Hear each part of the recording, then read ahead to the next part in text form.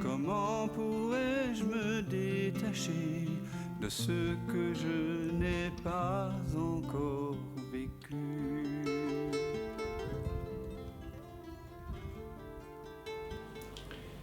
Ensuite, le Logion 2 est un Logion qui a vraiment pénétré mon cœur et que je partage souvent. Il dit que celui qui cherche ne cesse de chercher jusqu'à ce qu'il trouve. Et quand il aura trouvé, il sera bouleversé. Certaines traditions disent troublé. Et étant bouleversé ou troublé, il sera émerveillé. Et il régnera sur le tout. Donc il y a bien une recherche. Il y a bien une recherche dont il faut prendre conscience. Parce qu'on entend souvent dire qu'il n'y a rien à chercher. Ce qu'on appelle recherche ici, c'est la recherche de ce qui n'avait jamais été perdu. C'est la recherche de ce que vous connaissez déjà. C'est comme une nostalgie ici. Mais un mal du pays. Au sens où le dit ma langue natale, le danois, Hjemve. Et on dit aussi en allemand Heimweh, c'est-à-dire la douleur de la maison, littéralement. C'est une douleur d'un manque. C'est le manque de tous les manques. Et c'est pas le manque d'une nouvelle compagne, compagnon, d'une nouvelle aventure, de quelque chose qu'on devra rajouter sur notre tableau de chasse, une connaissance nouvelle. Non, c'est la douleur d'un manque. Pourquoi il est tellement fort? Parce qu'au fond de nous, nous savons ce dont nous manquons. Au fond, nous le savons. Je suppose que, comme moi, quand vous étiez enfant, vous avez peut-être ressenti les premières fois où vous avez quitté la maison maternelle, paternelle, cette nostalgie de la maison, ce Heimweh, Hjemve, douleur de la maison. En tout cas, moi j'ai un petit peu ressenti, en étant en colonie de vacances avec les scouts, même si c'était fort sympathique. Il y a eu des moments comme ça, d'une anxiété forte. Et évidemment qu'au-delà des bras de la maman ou du père, cette nostalgie nous parle de ce qu'allègent momentanément les bras aimants et accueillants d'une maman ou d'un papa.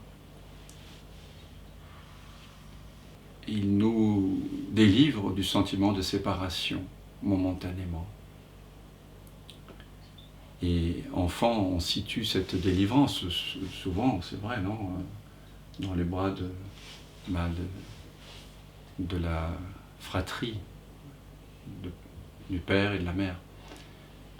Mais ici, évidemment, ce qu'on doit chercher, ce dont parle la recherche, c'est justement de ceux qu'on connaît déjà, mais qu'on a un petit peu oubliés. Et j'en veux pour preuve que si nous interrogions une personne lambda dans la rue qui n'a aucune connaissance des textes sacrés, ni qui n'a jamais remis en question l'impression d'être quelqu'un ou la croyance d'être une personne, qui n'a jamais vu le film Matrix autrement que comme une histoire sympathique, qui ne s'est pas posé des questions fondamentales par rapport à qui elle est. Néanmoins, je suis persuadé que si vous posiez directement la question à cette personne, est-ce que tu n'as pas le sentiment, au cours de ta vie, d'être le même, la même personne, on va dire, Je pense que, alors évidemment, à supposer que vous aviez un minimum une petite pause avec cette personne, prenez un café, voilà, un petit peu d'attention. même si cette personne semble très éloignée de sa vraie nature, de toute quête spirituelle, elle vous dira oui. Elle vous dira oui, que ce soit un dictateur ou un prêtre, une femme au foyer, ou quelle que soit sa fonction dans la société, quel que soit son niveau de connaissance. On a tous cette impression d'être la même personne depuis toujours. Ça, elle est simplement mélangée avec le fait, justement, d'être une personne. Et donc la recherche, ce n'est pas une recherche de quelque chose qui serait différent de ce que l'on est déjà. La recherche dont parle Jésus ici, dans cet évangile de Thomas, et la recherche au sens noble, non duel, c'est la discrimination entre le bon grain et l'ivraie. Il y a bien sûr un logion aussi qui parle de ça, mais ce que nous devons redécouvrir, c'est ce que nous sommes déjà et qui semble être recouvert par toute une suite de succession d'identifications erronées. Je suis un homme, je suis un humain, je suis une femme, je suis malheureux, je suis heureux, je suis content, je suis triste, je suis vieux, je suis jeune, je suis en bonne santé, je suis malade, je suis ceci, je suis cela. Et vous voyez que le je suis est tout le temps là. Mais tant que l'on met l'accent sur sur l'attribut qui suit le je suis, nous sommes égarés. Nous sommes en train de pécher au sens étymologique du terme, hamartia, qui veut dire nous ratons la cible. Nous passons à côté de l'être. Et donc la recherche dont il parle ici, qu'il faut continuer, c'est pas une recherche dans le monde d'objets, de connaissances, de personnes. C'est une recherche, c'est un retour. Mais nous devons incessamment nous retourner la conscience vers elle-même, comme on dit. Pas très juste comme terminologie, mais en tout cas relâcher l'attention dans sa source, incessamment. Que celui qui cherche ne cesse de chercher jusqu'à ce qu'il trouve. On pourrait le formuler comme que celui qui se cherche lui-même, en faisant refluer son attention vers sa propre source, ne cesse de ramener cette attention depuis les perceptions auxquelles elle était collée vers sa propre source, ce refluement, cet abandon. Et quand il aura trouvé, c'est-à-dire quand l'attention sera complètement relâchée, il sera bouleversé et il sera émerveillé. Parce que bien sûr que c'est étonnant de découvrir des choses dans le monde, mais cette suite d'étonnements vers lesquels nous amènent l'art, la musique, les rencontres, elles ne sont que des pâles reflets de l'étonnement suprême, qui est l'étonnement d'être. Alors je nous invite un petit peu pendant quelques instants à laisser infuser ces paroles de l'évangile de Thomas, et que vous entendiez bien le sens de cette recherche qui est un refluement vers la source, vers une intériorité qui n'a ni intérieur ni extérieur. C'est le refluement de l'attention vers sa propre source, qui est pure conscience.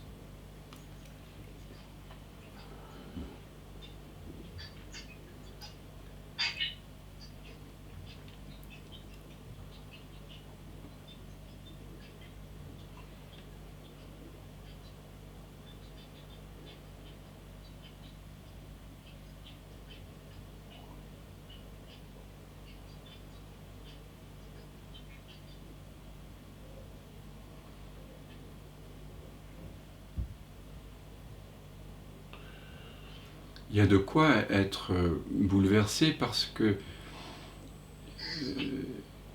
il n'y a plus de repères. Il n'y a plus de repères spatiaux ou temporels. On est dans le domaine du père. On n'est pas dans le repère. Et donc, c'est avant le temps, avant le lieu. Maître Eckhart, dans son poème, dans son merveilleux poème Granum Synapsis, nous disait déjà le quelque chose qui est tien doit devenir rien. Quelque chose ou rien. Tout va au-delà. Laisse le lieu, laisse le temps, laisse aussi l'image. Va sans chemin, sur le sentier étroit, ainsi viens-tu à la trace du désert. Donc c'est un apparent chemin de retour. L'élastique avait été tendu tellement longtemps vers les perceptions, et à un moment donné, la souffrance, le manque, la nostalgie sont trop fortes. Quelque chose lâche en nous. Parfois, c'est juste une fatigue, un épuisement. Parfois, c'est un choc émotionnel. Parfois, c'est la perte d'un être cher.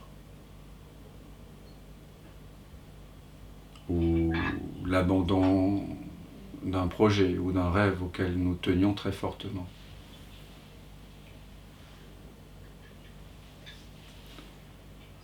En tout cas, c'est un moment béni où il n'y a plus de préférence. Il n'y a plus d'attachement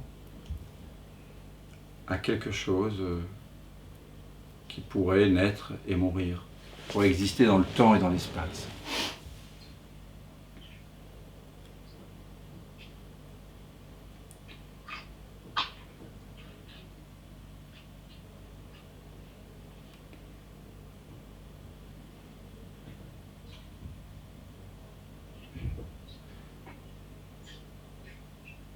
Cette recherche n'est donc pas un understanding, comme disent les Anglais. Une compréhension par en dessous, c'est un inner standing, une compréhension de l'intérieur. C'est direct. C'est vous-même. Et cette compréhension, elle ne passe pas par la pensée. Vous savez, en cet instant, vous savez de façon indubitable que vous êtes.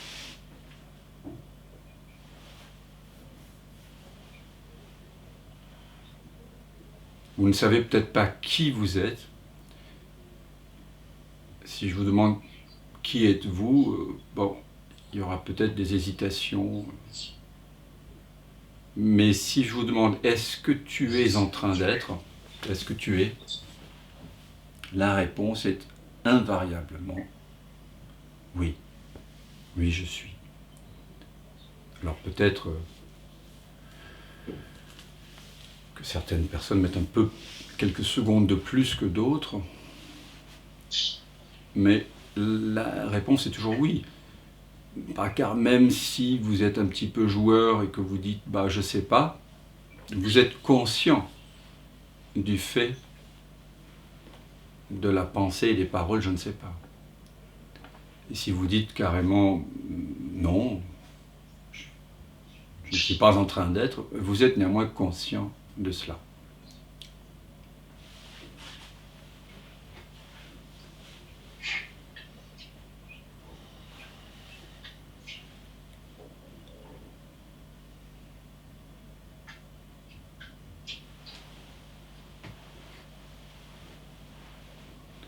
Donc je vous invite à demeurer dans ce lieu sans lieu,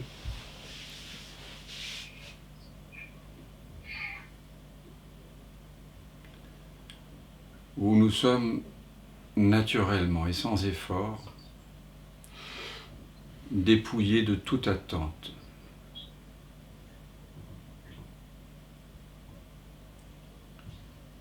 Parce que ce je suis, il n'a pas de limite. Vous pouvez étendre votre attention vers le haut, vers le bas, devant, derrière, à droite, à gauche. Et vous, comme moi, je suppose, vous ne trouverez pas de limite à cette présence.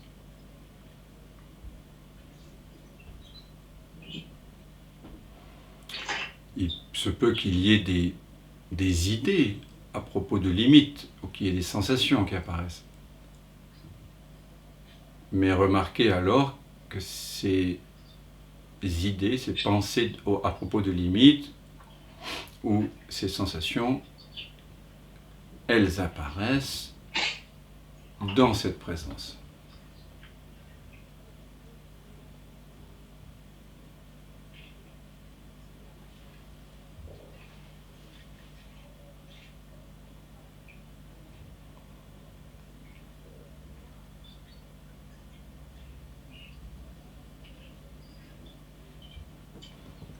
En fait, vous découvrez que rien ne peut apparaître en dehors de cette présence.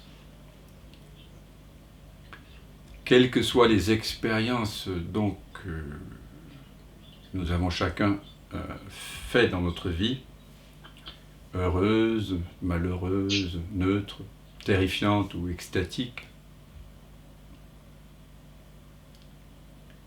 elles ont un dénominateur commun qui est le je suis, qui est cette pure et simple présence d'être.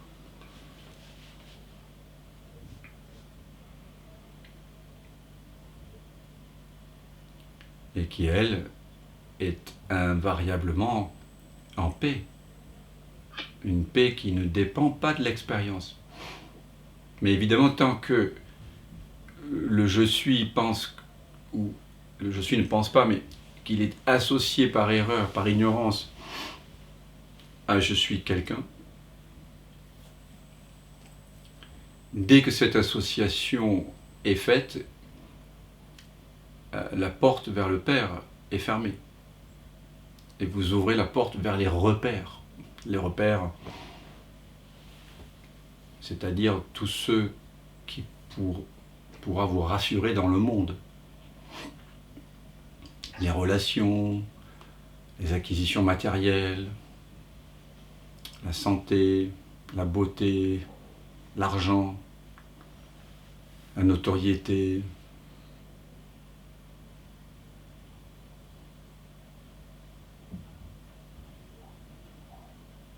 Chacun avec ses repères. On a tous eu cette forme de repère à un moment donné, et on a tous vu qu'ils étaient soumis à la même loi de la satiété. Quel que soit le nombre de repères, la puissance, la beauté de nos repères dans le monde, ils ne pouvaient jamais nous donner la sécurité. Il y a toujours l'épée de Damoclès, toujours cette inquiétude, ce spleen, qui est plus ou moins présent. Mais parce que le repère, lui, il va se fondre. Il est né et il va mourir dans le Père, dans la présence.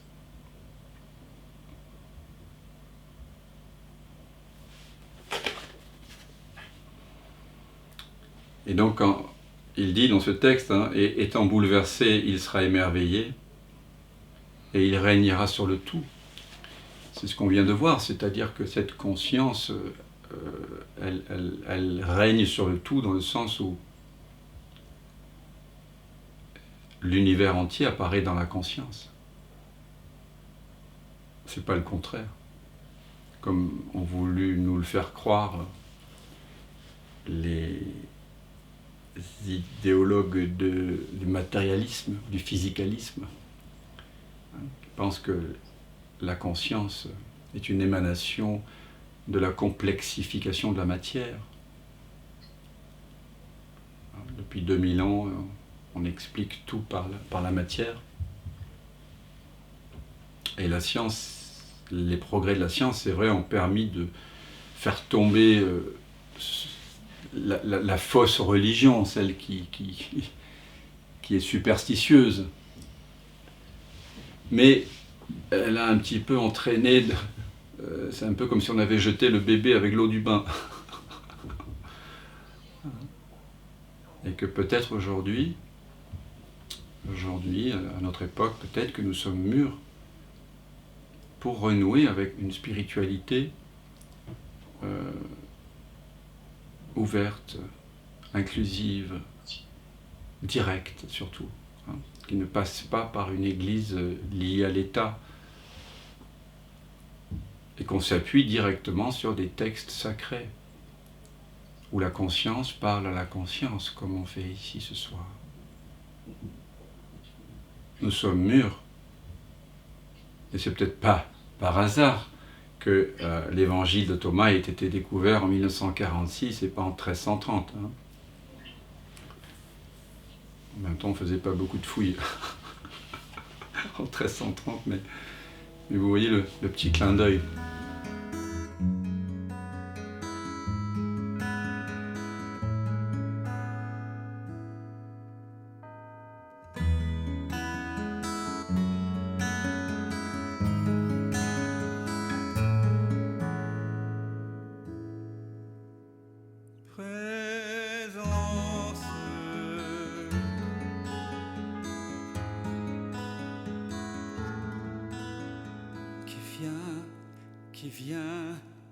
Qui vient de l'absence,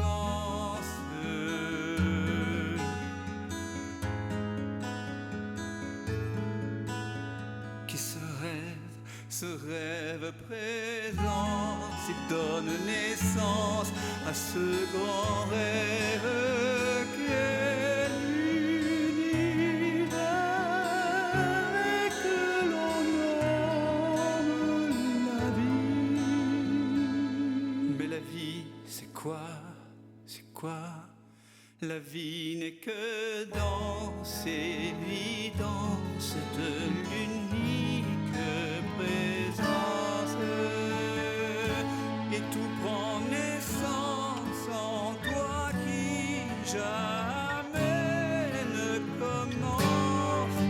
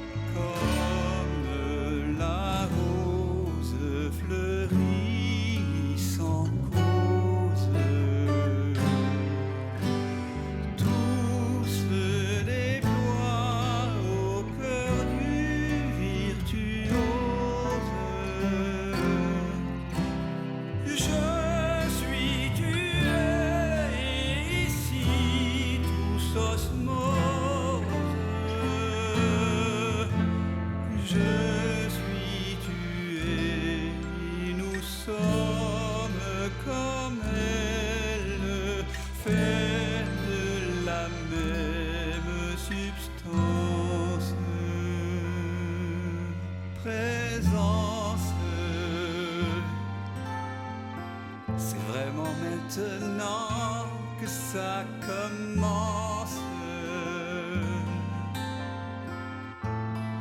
Je m'émerveille en ce silence. Tout naît, tout meurt dans la présence.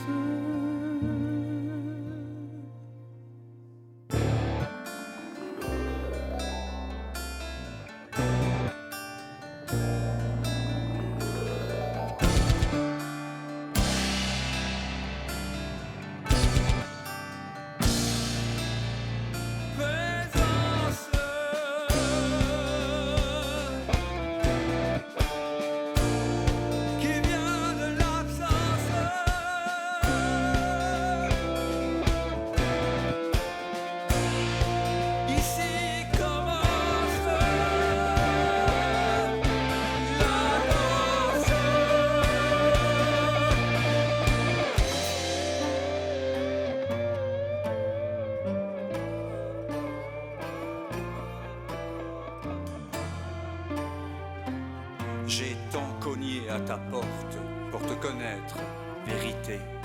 J'ai frôlé la folie, j'ai cogné jusqu'au sang. Un jour, la porte s'est ouverte et j'ai su que j'avais frappé de l'intérieur. C'est le mystère infini